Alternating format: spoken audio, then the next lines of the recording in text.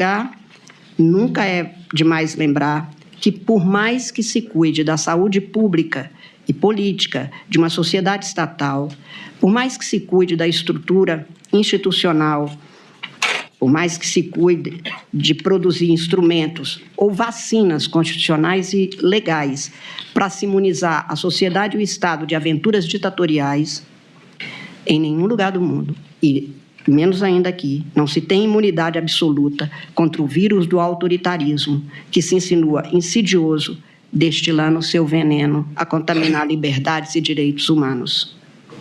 Não poucas vezes, aliás, núcleos, cinicamente, tentaram, surrupiados por antidemocratas, tentaram se fazer valer exatamente de titulares desses mesmos direitos. E é por isso, e não por outro motivo, que as legislações em todo o mundo passaram a cuidar, em seus sistemas constitucionais e penais, do Estado democrático de direito e dos instrumentos e tipos penais para tipificar como golpe de Estado um crime praticado.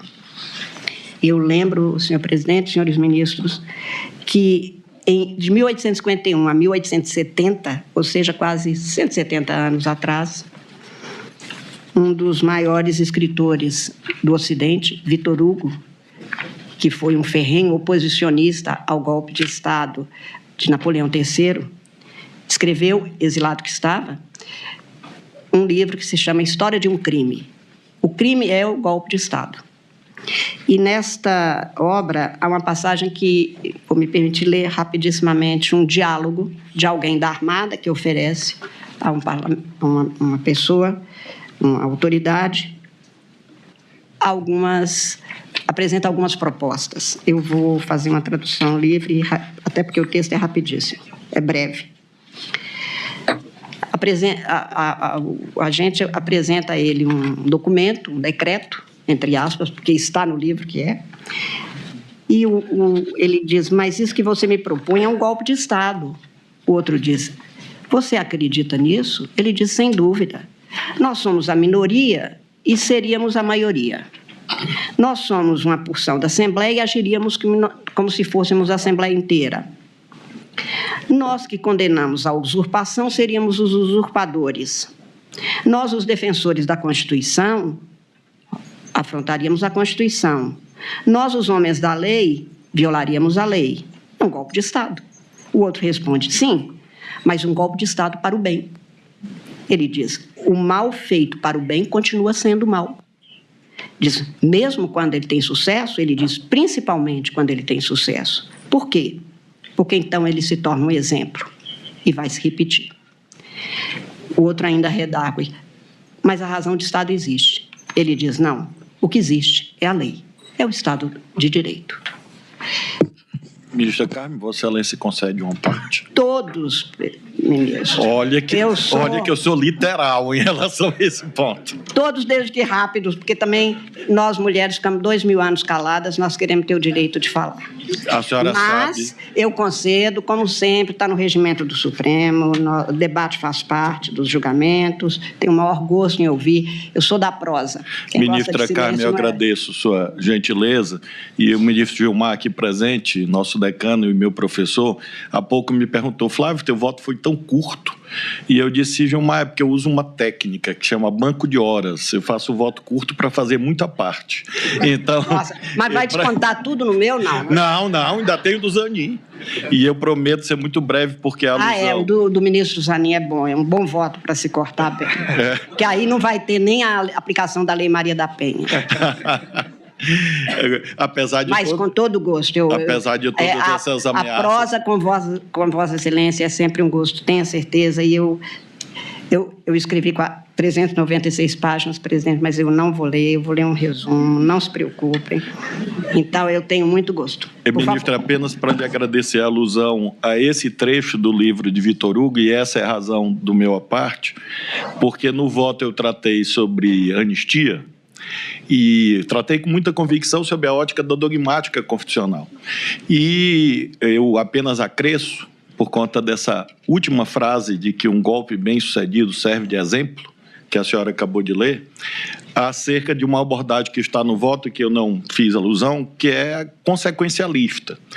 E eu uso um exemplo no voto, que eu vou fazer um aditamento, que é a situação dos Estados Unidos.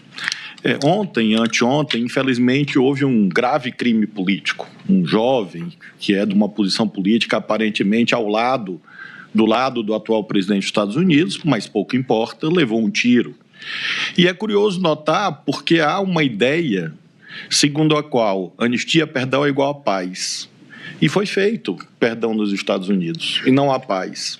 Porque, na verdade, o que define a paz que nós sempre devemos buscar não é a existência do esquecimento. Às vezes, a paz se obtém pelo funcionamento adequado das instâncias repressivas do Estado.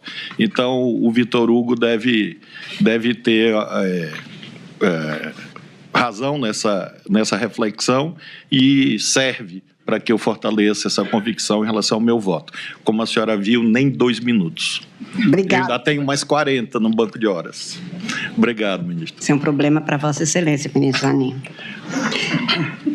Enfim, digo que golpes de Estado são processos sociopolíticos complexos, ambíguos e destrutivos. Minam a estrutura de sustentação política, jurídica, econômica e institucional legitimamente vigente.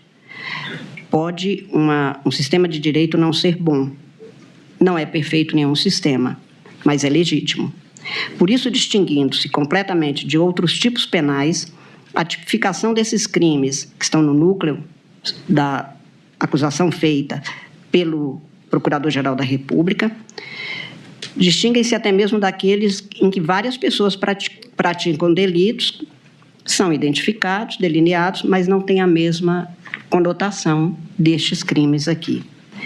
Difícil e imprescindível de se configurar no sistema jurídico, golpe de Estado precisa ser previsto, como feito na legislação brasileira, muito recente, investigados as práticas e, em caso de conclusão sobre o seu cometimento, a responsabilização de quem os tenha praticado ou tentado nos termos do direito vigente, ou não se terá verdadeiramente Estado democrático de direito. Não há que se inventar normas ad hoc para punir golpistas, isso também seria autoritarismo, portanto, afronta ao Estado democrático de direito, mas no Brasil, o que estamos tentando fazer é valer a norma vigente sobre os tipos penais, a assunção dos comportamentos a esses tipos. Como lembrei, é dever dos órgãos estatais apurar a ocorrência da alegada tentativa de abolição do Estado democrático de direito e de golpe de Estado, quer dizer, da prática de atos contrários às instituições democráticas e o exercício dos cargos de poder e seus autores, e verificar em que medida eles têm que responder por isso.